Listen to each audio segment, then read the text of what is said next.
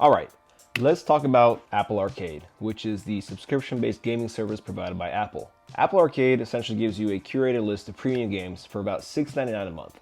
And with this, you can enjoy the games across all of your Apple devices. It provides a wide variety of games ranging from puzzle to action adventure and everything in between. And although some of these games may be in the App Store already, you can pretty much guarantee that the games on Apple Arcade will be ad-free and won't have microtransactions attached to them. So I have a Backbone controller, and with this controller, I've been able to play a lot of games on my iPhone with a more familiar layout than touchscreen controls. Now, when I got this, I initially used it for Netflix gaming. I did a video on that if you want to check it out, I'll link it up here. But I realized I could use that controller on essentially anything that supported it. I won't talk too much on the Backbone because I made a video on that as well.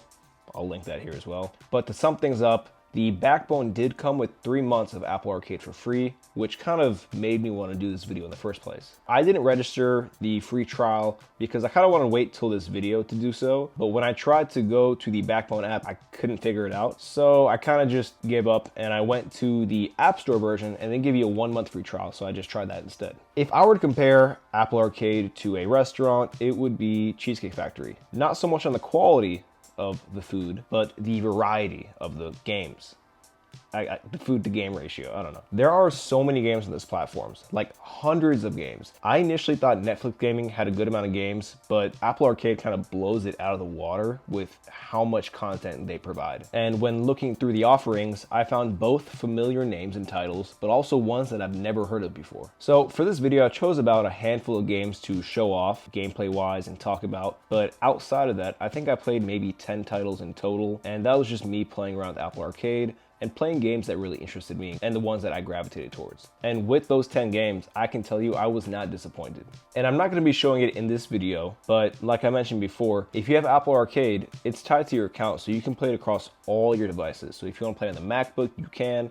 Your iPad, you can do that too. And there's cross-save across those devices as well, which is really convenient. And the cross-save and playing between devices isn't a crazy feature. It's actually the bare minimum if you're paying for a subscription-based service, but I'm glad that they didn't cut edges or add, oh, if you want to play it on this device, you have to pay this much more a month. They just kept it very simple, and I appreciate that. On top of that, you can also share the service with anybody else in your family group. So if you're already sharing Apple Music or something else, and you add Apple Arcade to it, you can go ahead and just split that $7 amongst those people, and it's really a low barrier of entry to start playing. And again, these aren't crazy features. Like I mentioned the Netflix gaming, a lot of these features are universal and they should be applied to all subscription-based services, but it is nice to see when a service doesn't remove features, which is crazy to say, right? But it doesn't remove features, it only adds them. And Netflix Gaming provides that service as well. The cross-savings for those games are more tied to the titles themselves, not so much the service. But whatever device you have Netflix on, as long as your account is on that device, you can play the games, download them, and if it supports it, cross-save, cross-progression. So the games I picked to show off today are Cypher 007, Sonic Racing, TMNT Splintered Fate, and NBA 2K24 Arcade Edition. I mainly picked these games because they all have gamepad support, but I also want to pick one thing from each category. That way you can kind of see how each thing runs, and if one thing is more intense than the other, how does that affect the performance? Now, there are also games that don't require gamepad, or actually all the games you can play without a gamepad, but I like playing with a controller if I have one because it just seems more comfortable and it's my preference. For reference, I am playing these games on my iPhone 12 Pro Max. I'm pretty sure that the games will be optimized for whatever device you're on, but just putting that out there. Starting with Cypher 007, this game was actually amazing in both performance and gameplay. Without dragging things along and not speaking over the gameplay for the different games that I'm talking about, I'm going to keep it pretty brief. But this game is a top-down stealth puzzle game that reminds me of Metal Gear Solid. The controls are great, the story is pretty captivating, and I can actually see myself finishing this game to completion.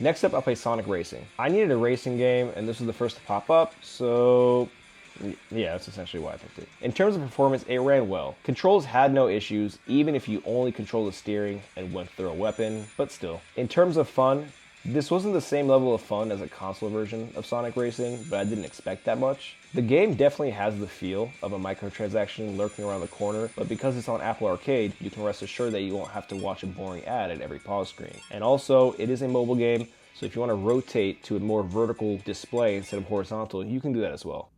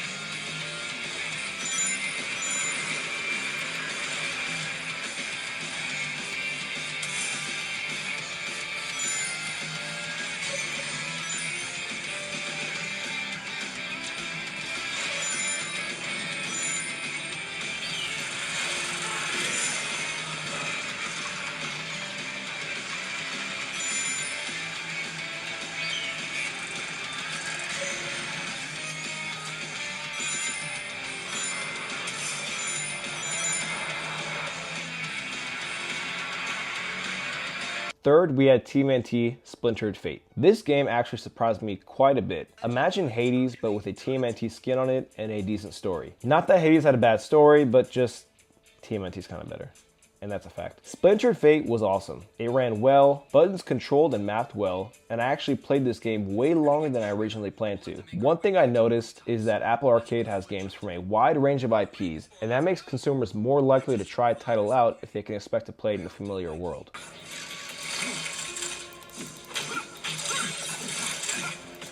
Foot in the sewers? Oh, Shredder's definitely on the offensive.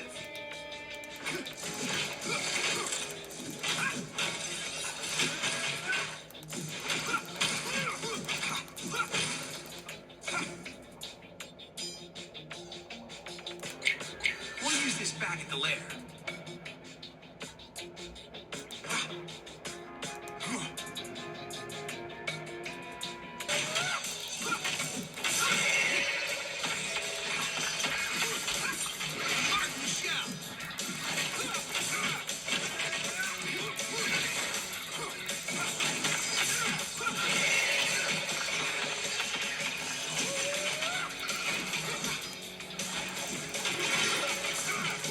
Charge the city for this service.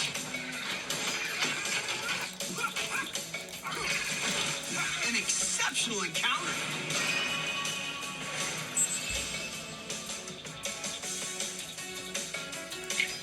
Time to switch it up.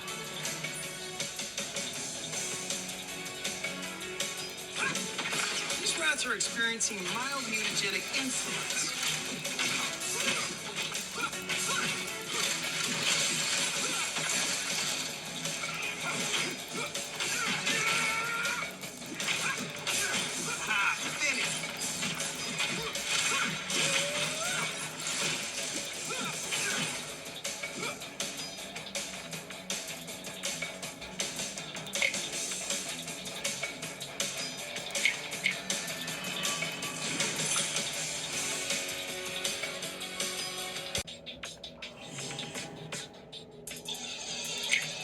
Covers all the basic food groups. Time to tango.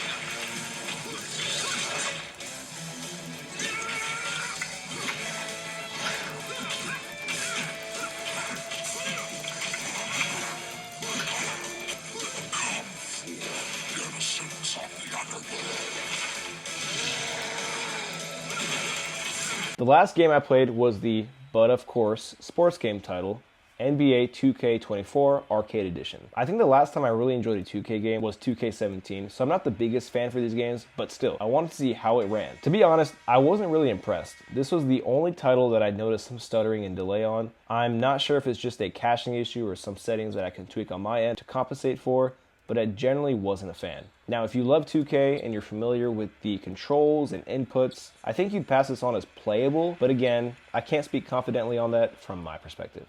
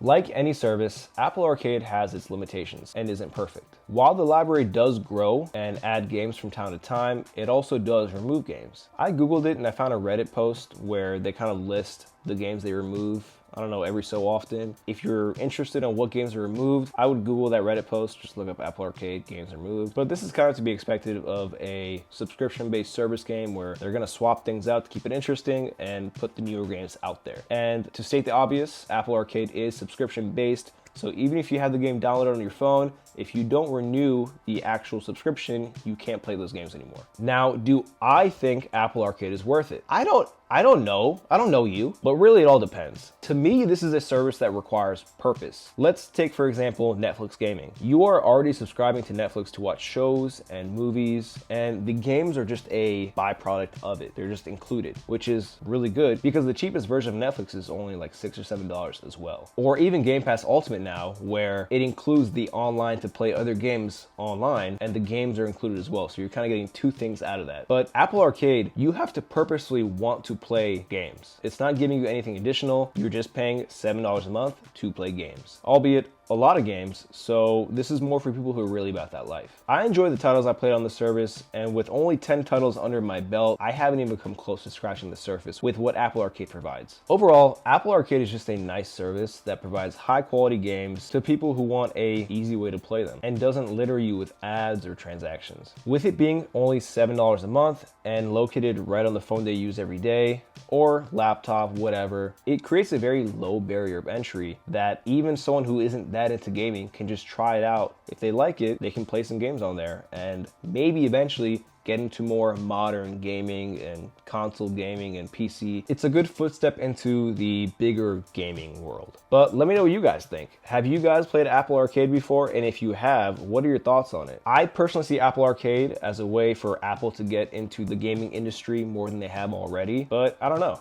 I'm not a developer. I'm not Tim Cook. I can cook, but I'm not Tim Cook.